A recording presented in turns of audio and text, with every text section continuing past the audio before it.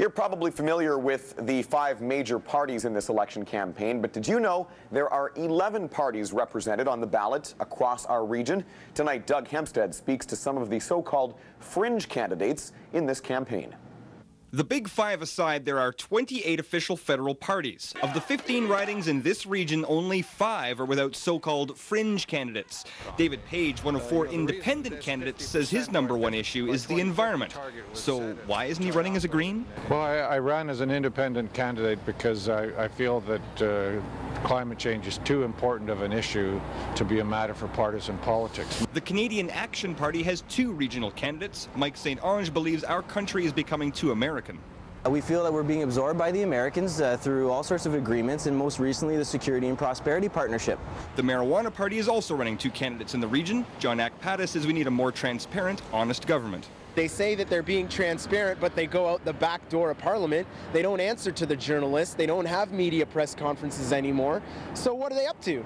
Al Gullen is one of 2 progressive Canadian candidates. Those are former progressive conservatives who chose not to support the union with the Canadian Alliance. The #1 national issue is one of unity. The new conservative, well, Harper's party, is busy devolving powers to the provinces. Former leader of the Libertarian Party, Jean-Serge Brisson, says size matters. There's an alternative to big government, and that is a smaller government.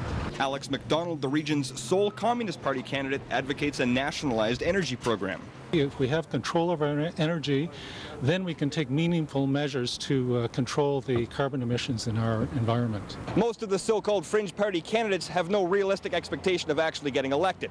But that's not to say that they don't have goals and what they would consider a success. The gains that we make in this election will be augmented in the future elections.